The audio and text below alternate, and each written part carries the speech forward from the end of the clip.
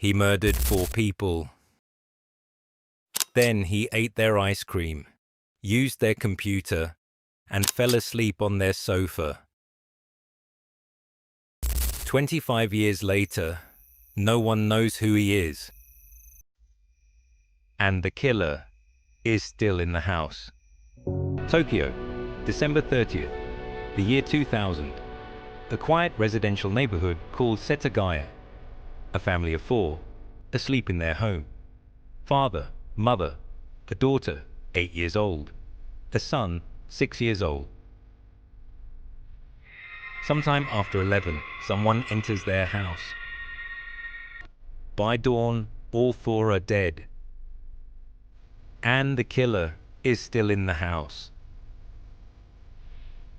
To understand this case, you need to understand the neighborhood. Setagaya Ward, Tokyo, December 2000. What was once a thriving residential street had become almost completely empty. The metropolitan government of Tokyo had been buying up properties one by one, intending to expand a nearby park. Most families had already sold and moved on. Most, but not all.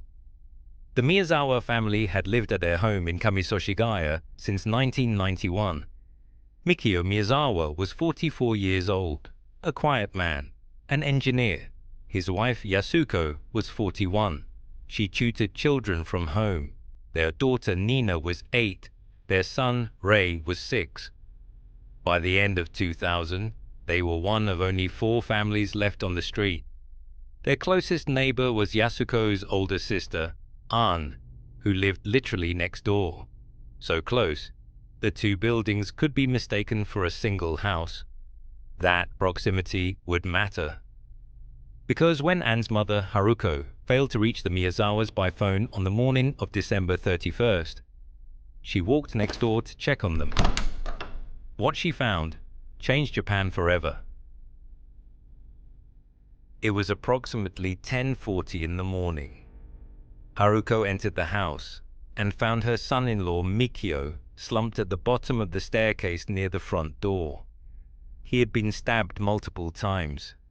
The tip of the murder weapon, a sashimi knife the killer had brought with him, had broken off and was embedded in Mikio's skull. Upstairs, Yasuko and her daughter Nina had been stabbed repeatedly. The broken knife had been discarded mid-attack.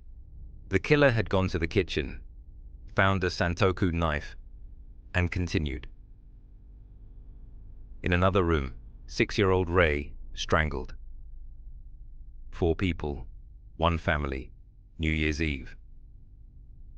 Police arrived within the hour, and that is when this case stopped being a tragedy and became something else entirely.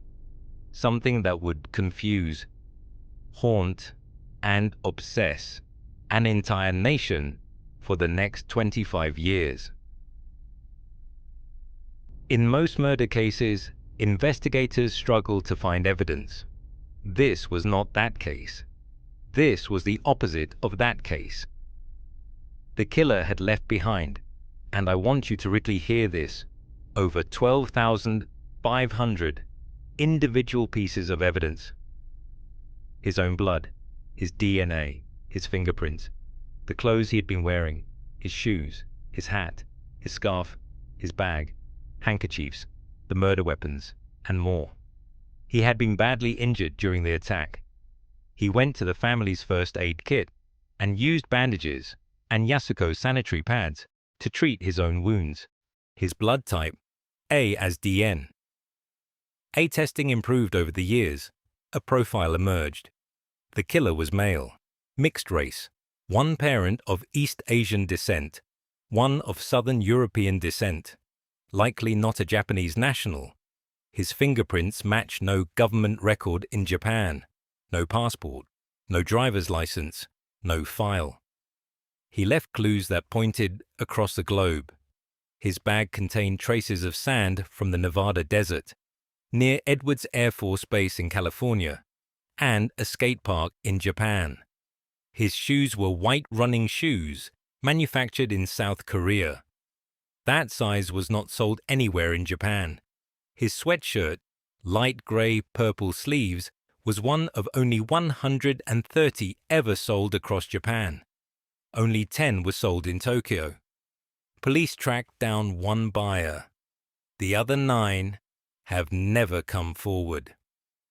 By every measure, this should have been a solvable case, and yet. Now, I want to go back to what I told you at the very beginning. He murdered 4 people, then he ate their ice cream, used their computer, and fell asleep on their sofa. That is what happened. Police believe the killer remained inside the Miyazawa home from the time of the murders until at least dawn, possibly longer. He went to the kitchen, he opened the refrigerator, he ate 4 small containers of ice cream, he drank several bottles of barley tea. At exactly 1:18 in the morning, he used the family's computer, browsing the internet while the bodies of the people he had just killed lay in the rooms around him. He used the family's bathroom he did not flush. From what he left behind, forensic investigators determined what he had eaten earlier that evening: sesame seeds, string beans, and some reports suggest he may have napped on the sofa. Think about that. He murdered an entire family. He ate their food. He used their computer. He treated his wounds in their bathroom. And then, possibly, he slept. And as dawn broke over the last day of the year 2000, he walked out the front door and was never seen again. This is why this case is known as the Goldilocks murder. What followed was one of the largest criminal investigations in Japanese history. Over 280,000 investigators have worked on this case at some point over the last 25 years. More than 5 million fingerprints taken. Approximately 1.3 million DNA comparisons conducted. A reward of 20 million yen, roughly $150,000, the largest criminal reward in Japanese history, remains unclaimed. Every year, the Tokyo Metropolitan Police Department makes a pilgrimage to the Miyazawa house for a memorial ceremony. As of 2019, 35 officers were still assigned full-time to this case. In 2010, this case directly contributed to Japan abolishing its statute of limitations on murder. Before that change, if the killer had stayed hidden for 25 years, he could never be charged. Even if he confessed, the Miyazawa family's murders changed the law. And yet, no arrest, no suspect, no conviction. In December 2025, just months ago, a new development emerged. A Jizo statue found near the crime scene in April 2001 was re-examined.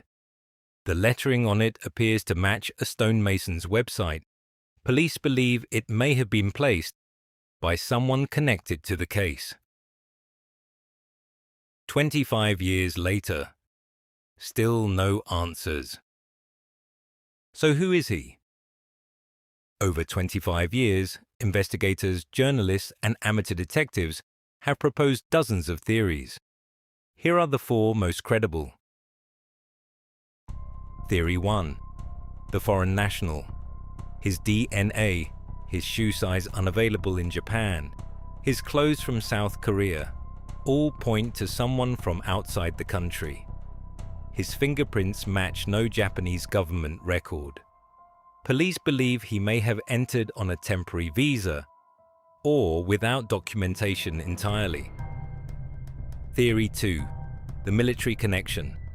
Sand in his bag traced to the Nevada desert near Edwards Air Force Base.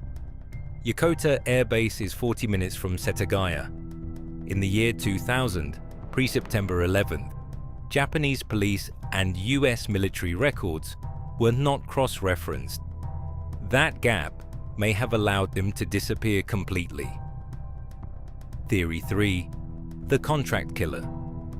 Investigative journalist Fumiya Ichihashi proposed the Miyazawas were targeted because they refused to sell their land.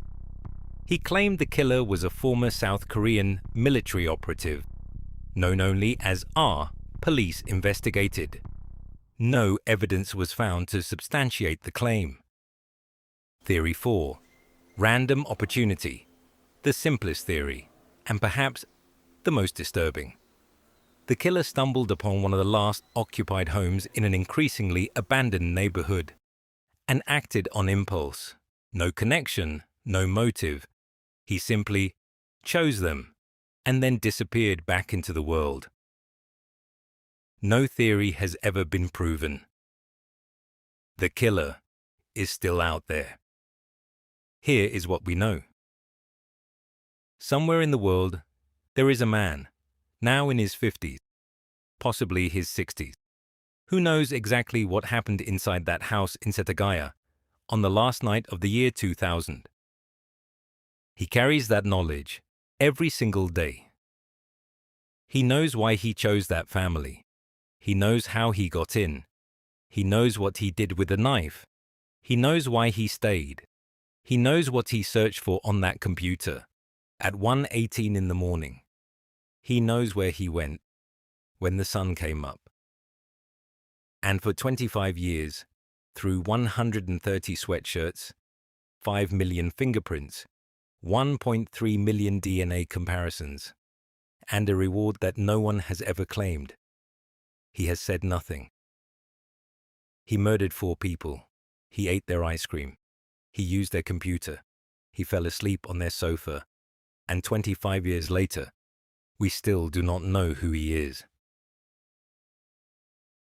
The Jizo statue, the Buddhist guardian of dead children, still stands near the house. Police believe someone connected to the case placed it there. Maybe the killer himself. If so, then somewhere out there, a murderer is still watching. The Miyazawa family deserves justice. Mikio, Yasuko, Nina, Rei. This was Case Zero. If you know anything about the Setagaya family murders, Japanese authorities can be contacted through the Tokyo Metropolitan Police Department. A reward of 20 million yen remains unclaimed. If this case kept you awake, good, it should.